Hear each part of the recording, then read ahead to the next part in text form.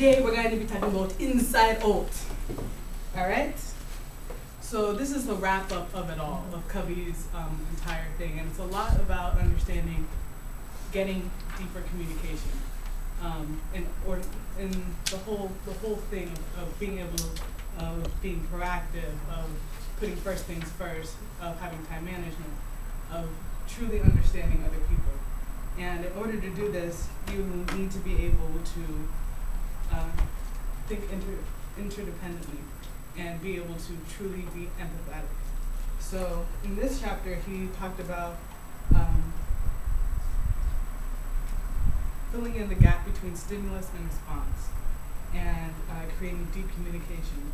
And after thinking about this and meditating on this idea a lot, Covey started doing deep communication with his wife when he moved to Hawaii, and he was working on his writing, and they would take these long drives through cane fields and just talk. And his small children would just sit there and they would just listen, and everyone would just listen, and then the parents would just talk and truly have like hours, a couple hours of time to just truly communicate. And they set up 2 rules in doing this. The first rule is no probing. When you're opening up to other people and you want them to truly understand you and truly be deep with you, you don't want them to ask too many questions sometimes, because sometimes that can be very painful. And the second was if it got too emotional or too deep, that they would just quit for the day and then pick it up later on. The most difficult, most fruitful part of communication came from the vulnerability, that true aspect of truly being honest with each other. By exercising the 4 unique endowments of human nature, it empowers us to work inside out. By being self-aware, imaginative, conscious, and having independent will. This allows us to truly be proactive. Those are the 4 human endowments talked about in chapter 1, or not chapter 1, in Habit 1. And by understanding other people, you understand their scripting.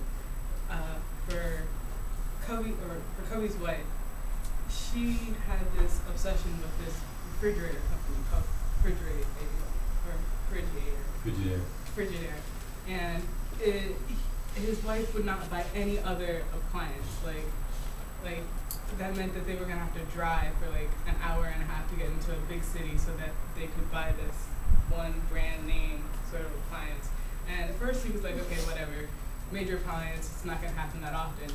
But then he started to wonder, why is she obsessed with this Frigidaire? And he began to talk to her about this, and it was during a time when her father was a teacher and was also during a depressional time, so the money wasn't really there. So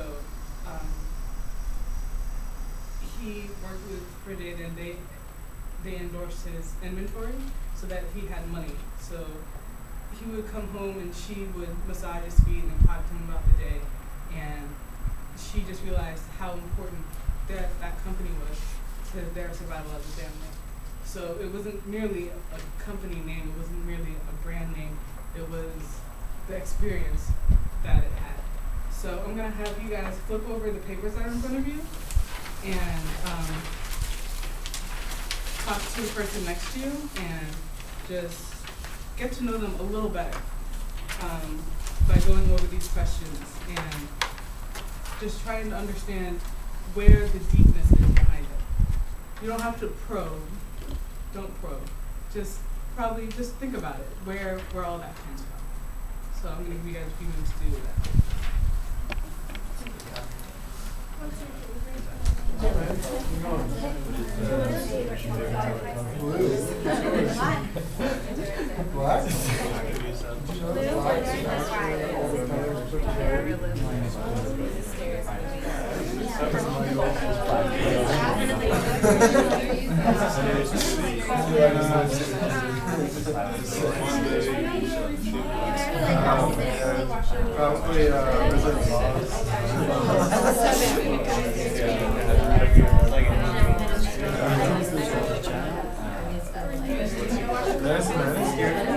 scared. Actually, it sounds like that's probably good. I've never been scared. What's your comfort food?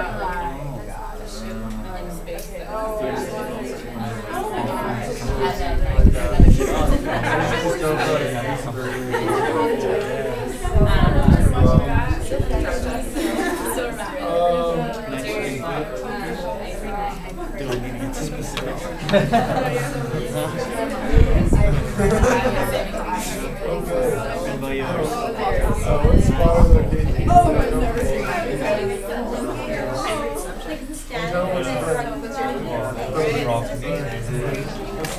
Mine's math.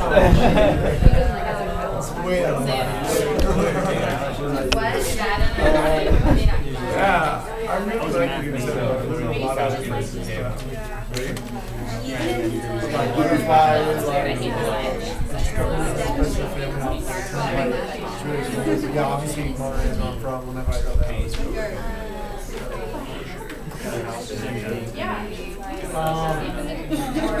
Big one. But, you know, it's a nice neighborhood.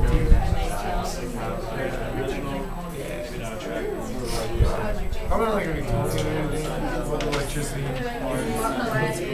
I can see it. That's certain companies.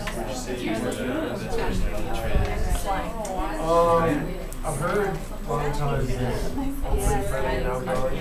Especially if it's a job, things of that nature. In person, Because it was something that was really like there's like something especially student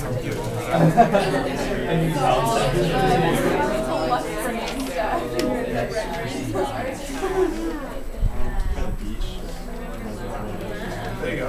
I like that. That's cool. I like the snow. I've been snowboarding with my parents. I started skiing when I was like 4 and switched to snowboarding at 13. I've been going every year, like 2 years. So it like reminds me of my past. But definitely the beach too. But I think the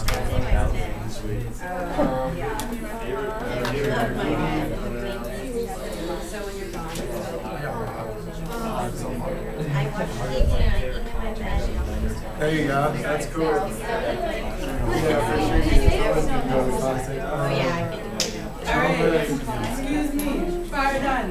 Can I get your attention back here, please? Alright. So I know you guys probably didn't finish the whole thing right there, so.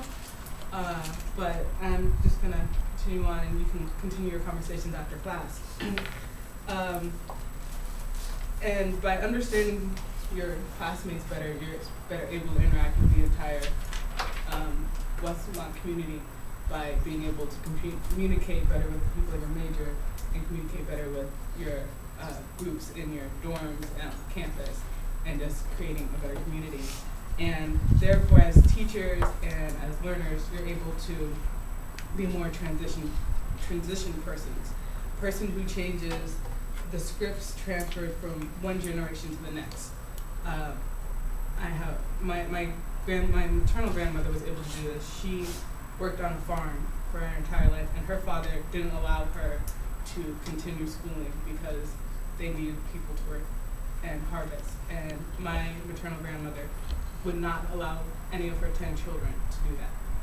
And so she made it mandatory. It didn't matter if harvest wasn't going to be made that year. It mattered that her children were educated. And by that, that changed my entire history. My mother came from being in a small village, working on a farm, to going to England and doing school there, and coming to the States and doing school here. And that's a very integral part of my life. I wouldn't be at Westmont. I wouldn't have tried to strive so hard to do schoolwork if it weren't for that background and that transition type of person. So you can be transitioning type of persons to your learners and whoever you work with by just trying to change them, like being Coach Carter's, where you understand where they're coming from, but you take that and understand that where you're coming from doesn't determine where you will end up. So I'm just going to leave you with a quote that was from President is on your inside out sheet in the second or third to last paragraph, or no, yeah, third to last paragraph. He who cannot change the very fabric of his thought will never be able to change reality, and will never, therefore, make any progress. So take that to heart and take that out to the students that you have, or the learners that you have, and whatever community that you're in. Try to be transitionary people and interact with the 7 habits and just be good. Are there any questions? All right. Thank you for your time.